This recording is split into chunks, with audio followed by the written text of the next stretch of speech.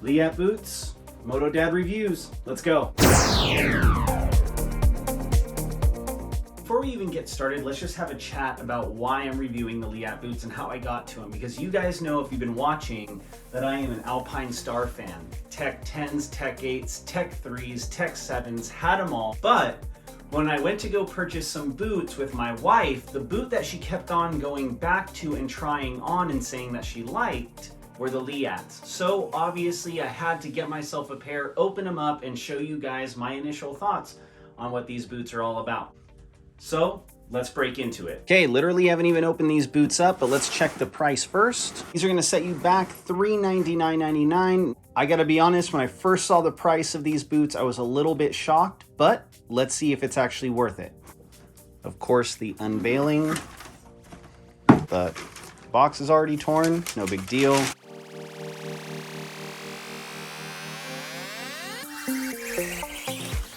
Now let's just be honest, the look inside of the box, these are a white gray with red accents. Wow, they look really good.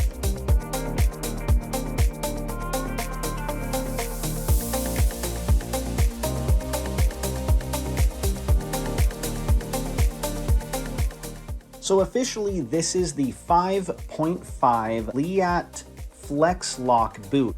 Don't criticize me, I just got back from riding, so there's a lot of dirt on my boot, but I just want to give you guys a side-by-side when it comes to the Tech 10, which is Alpine Star's top-end boot, and Leatt's top-end boot. First thing you should notice, hinge. So we got the ankle protection portion wrapped up. It has these tab inserts. Now, depending on which of the two inserts you get supposedly more back and forth play, not front and back, but as the boot is able to curve back and forth while you ride. And that's actually said inside of the booklet that you get with the boot. Depending on which tab, bigger or smaller, gives you more flex in the boot from side to side. The tabs look like this, and they basically just unscrew with an Allen screw right there and then gets replaced. This is the smaller, and the one that's in there is the bigger flex. You also have the overextension feature in the back of both boots. Now stop for a second and notice one thing that has blown me away with this boot. Alpine Star Tech 10 comes with an inserted bootie inside of this boot, which makes the boot feel a little bit thicker, especially in comparison to the Leatt. I mean, the Leatt has no internal boot, which brings down the boot size quite a bit. Now, some people might think this is overkill, but I actually think this is awesome. You'll notice on the Alpine Star Tech 10, you have some rubberized pieces here and here. But on the Leatt, it goes all the way from the top of the boot, literally down to just above your peg, which is awesome when it comes to gripping your bike. Gotta say, that's a pretty awesome feature. But one thing I have to say that is kind of not my deal is all of these screws all over the boot. Now the reason why is because I've had a pair of CD boots, and CD boots also have a lot of screws in them. And one of the things that'll happen is one, you could lose a screw, obviously, or two, they get so packed full of mud and grime and dirt and get scratched that it's almost impossible to take them out. Now, this is just personal preference, but one other thing that I do want to note is how many clips are on each one. You'll notice this has the basic 4 that comes on most boots. Alpine Star removed one and kept it to 3. The idea is having less straps gives you more movement, and you can see that there's very little gap in between each one of these straps. Let's look at the inside of the boot because there is some interesting stuff to note here. You'll notice obviously with the Tech 10, there's the boot on the inside, and obviously the Leatt does not have that. Another thing I want to point out, Tech 10 obviously comes with this rubberized material with a more ventilative material the farther down you go in the boot.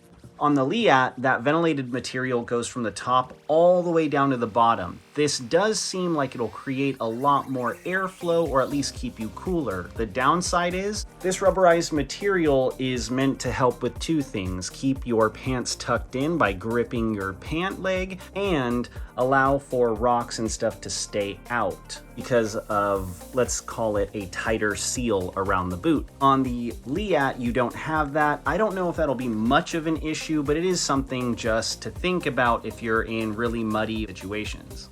See how it says slide lock cuff? So let me try and explain what this slide lock system is. It's actually not that hard to understand. The best way to put it is it's one-way Velcro. You put your boot on, let's say, and you go to Velcro it, you can slide it one way and it won't slide the other way. It stays in place. That's awesome, especially if you're the type of person who wears knee braces. Now, much like the Alpine Star and CD and basically all really good boot manufacturers nowadays, there are a two-compound system on the Leatt. It has a softer material in this gray with a harder material in the inner portion. And obviously that's just because where your peg rides is going to find a lot more of a beating than the outside of your boot. So let's be honest here, there is a lot of technology that goes into these Leatt 5.5 slide lock boots, and it's really impressive to see as a whole. But is it over-engineered? That is my worry with this boot. With so many screws and moving parts, will that end up being more of a nuisance than a protector of your ankle? All right, so my honest opinion. The boot is awesome. I just can't get over the fact that it has so many screws and things that can come loose or break in general. What I'll say is I haven't been sold on it. Maybe once the wife gets a couple rides on these, we'll come back with a review with her and she can give us the real breakdown. Until then, thank you guys for watching. Don't forget to like and subscribe, and we'll see you on the next one, MotoFam. Peace out.